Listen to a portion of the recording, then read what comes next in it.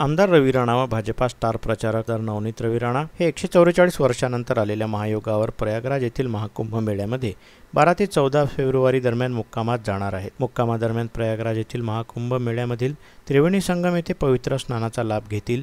प्रयागराज येथे सुरू असलेल्या श्री शिवमहापुराण कथावाचक श्री प्रदीपजी मिश्रा यांच्या श्री शिवमहापुराण कथेमध्ये सहभागी होऊन आशीर्वाद घेणार आहेत। 144 वर्षानंतर आलेल्या प्रयागराज येथील भव्य महाकुंभ मेळ्याचे आयोजन करण्यात आले आहे। प्रयागराज येथील गंगा, यमुना, सरस्वती या तीनही नद्यांचा संगम असलेल्या त्रिवेणी संगमामध्ये आतापर्यंत जगातील कोट्यावधी भाविक भक्तांनी स्नान करून या पवित्र स्नानाचा लाभ घेतला। त्या अनुषंगाने भारतीय संस्कृती व परंपरा जोपासून जनतेमध्ये वावरणारे बडनेरा विधानसभा मतदारसंघाचे आमदार रवी राणा व माजी खासदार नवनीत राणा हे सुद्धा प्रयागराज येथील सुरू असलेल्या महाकुंभ मेळ्यामध्ये 12 ते 14 फेब्रुवारी असे 3 दिवस मुक्काम करणार असून त्रिवेणी संगमामध्ये स्नान करून या पवित्र स्नानाचा लाभ घेणार आहेत। तसेच या भव्य दिव्य महाकुंभ मेळ्यामध्ये श्री शिवमहापुराण कथावाचक प्रदीपजी मिश्रा यांच्या अमृतवाणीतून श्री शिवमहापुराण कथेचे सुद्धा आयोजन करण्यात आले आहे।